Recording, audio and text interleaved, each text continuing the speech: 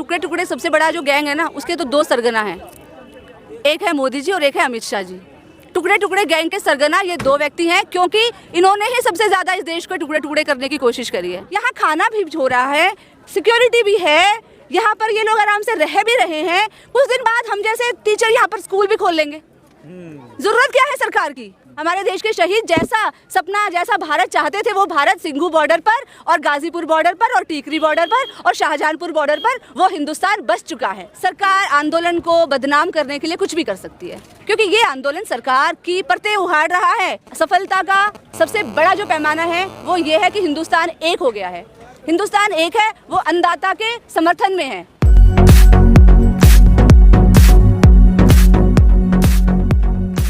आज आप देख रहे हैं कि हमें सरकार की जरूरत क्या है, मोदी सरकार की जरूरत क्या है।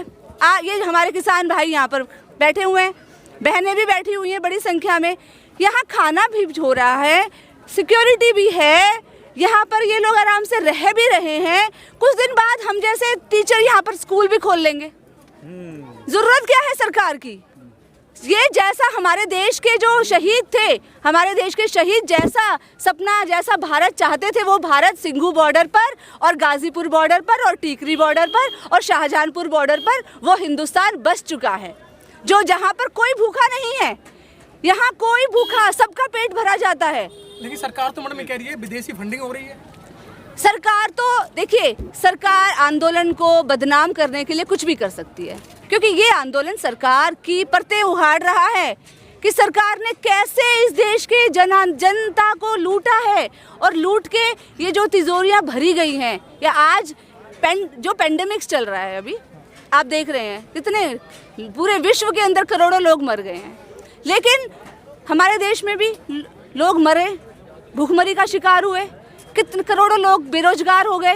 ऐसे बेरोजगार हो गए कि कमर टूट चुकी है लोगों की, वो उठ नहीं पाएंगे।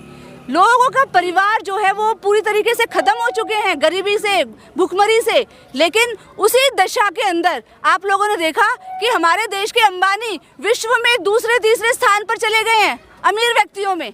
भाई उनको क्या गड़ा हुआ खजाना मिल गया पेंडेमिक्स में? कहाँ से गए?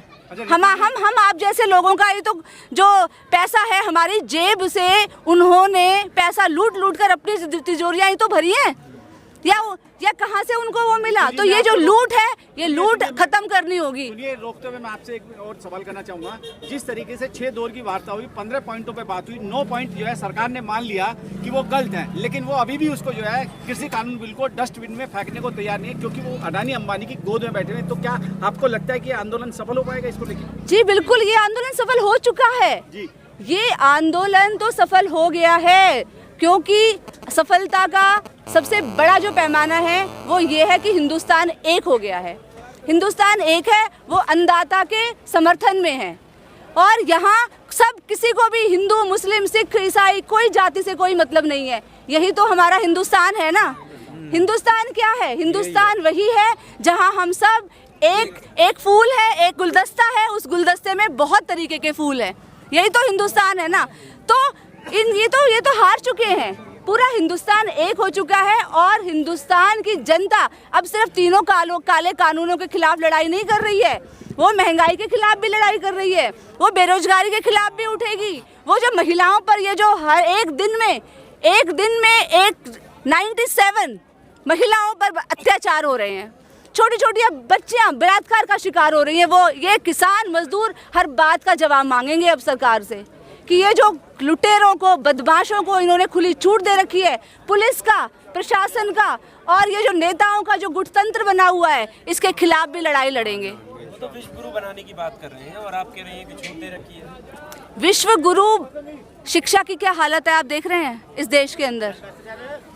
शिक्षा पूरी तरीके से पूंजीपतियों के हवाले की जा रही है।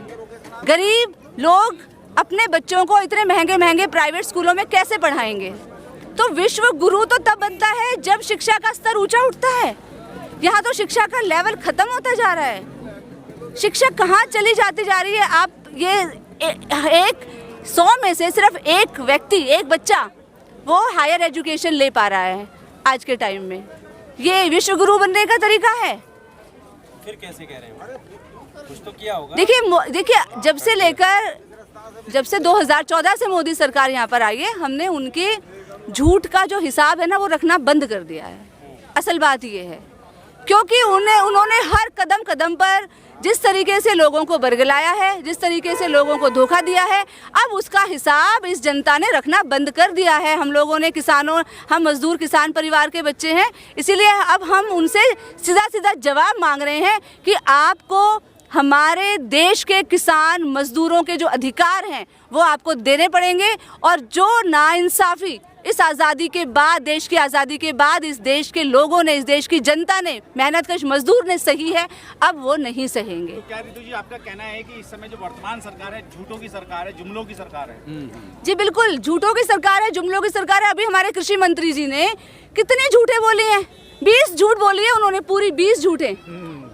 तो इससे क्या नतीजा निकलता है? वो कहते हैं कि अरे नहीं, किसान तो स्वागत कर रहे हैं। ठीक है, एक किसान का इंटरव्यू दिखा दीजिए हमें, कृषि मंत्री जी, आप एक किसान को बता दीजिए कि वो इसका स्वागत कर रहे हैं। समर्थन में जो रैली इन्होंने निकली है, उस रैली की संख्या में और यहाँ बैठे किसानों की संख्या की आप तुलना कर लीजिए कि वो जो रैली निकाली है, वो किस तरीके से वो रैली निकाली गई है उन लोगों ने समर्थन में, और यहाँ पर जो किसान बैठे हुए हैं उनकी क्या मांगे हैं, आप उसकी तुलना कर लीजिए, तब जाकर आपको सच्चाई का पता चलेगा। सरकार ऐसे कह रही है कि जिस तरीके से ये कानून लाए हैं और मजबूत करने की ये बात कर रहे हैं, तो जो कुछ लोग हैं जो एक्टिविज्म के नाम पर किसानों के बीच में जा रहे हैं, भड़का रहे हैं और किसानों को मजबूत नहीं होने देंगे, अर्बन नक्सल कह लो, टुकड़े टुकड़े गैंग कह लो, इन सबके नाम वो लेना चाहिए। क्या सच्चाई? देखिए, सच्चाई ये है कि टुकड़े टुकड़े सबसे बड़ा जो गैंग है ना, उसके तो 2 सरगना हैं, एक है मोदी जी और एक है अमित शाह जी। टुकड़े टुकड़े गैंग के सरगना ये 2 व्यक्ति हैं, क्योंकि इन्होंने ही सबसे ज़्यादा इस देश को टुकड़े टुकड़े करने की कोशिश करी है, हिंदू मुस्लिम के नाम पर, यहाँ हरियाणा में पंजाबी और हरियाणवी के नाम पर, SYL नहर के नाम पर, जबकि हरियाणा के लोग कह रहे हैं कि हमारी कोई दिक्कत नहीं है, हमारा पंजाब हमारा बड़ा भाई है, हमें मिलकर लड़ना है। हमारी जब माँ, जो धरती माँ है, उसको ही जब ये प्राइवेट के हवाले कर देंगे तो फिर हम पानी के क्या डूब के मरेंगे पानी में? डूब के थोड़ी बनना, क्या करना है पानी का? पानी जब हमारी माँ को ही ये खेत ही नहीं रहेंगे, हमारे ये टाटा बिरला अंबानी को हमारी ज़मीनें जब जो है वो दे रहे हैं, तो क्या करेंगे भाई पानी का? कानून को लेकर जिन चीज़ों में समस्या है उनमें वो संशोधन करने की बात करें, फिर भी आप लोग मानने तैयार नहीं हैं। संशोधन की तो कोई बात ही नहीं है ना। संशोधन तो यहाँ पर मांग है ही नहीं। संशोधन तो कोई दूर दूर तक सोचने की बात नहीं है, सीधी सीधी मांग है कि काले कानूनों को रद्द करना चाहिए, बिल्कुल इन कानूनों को बिल्कुल ख़त्म होना चाहिए। ये कानून नहीं चाहिए, ये तोहफा नहीं चाहिए किसी को भी। अच्छा, एक आखिरी सवाल, जब प्रधानमंत्री खुद कह रहे हैं मन की बात में अब ऐसे, और प्रधानमंत्री हैं तो उनकी बात पर भरोसा कर लेना चाहिए, भरोसा क्यों नहीं उनकी बात पर? MSP को वगैरह की खत्म नहीं होगी, भरोसा कर लेना चाहिए। तो वो तो अपने मन की बात कर रहे हैं, किस बात से? देखिए, किसानों की मन की बात। बिल्कुल भाई साहब बिल्कुल ठीक बोल रहे हैं। मन की बात, एक व्यक्ति की बात जो है ना, उसकी जरूरत नहीं है, हमें जन की बात चाहिए, जन की बात तो कर रहे हैं मन की बात नहीं। वो बिल्कुल वो मन की बात सिर्फ अपनी सत्ता को चलाने के लिए कर रहे हैं, और जो सत्ता को चलाने के लिए उनको आज हमारे देश के मजदूर किसानों की ज़रूरत नहीं है, वो सत्ता उनकी चल रही है इस देश के पूंजीपति घरानों के बल पर।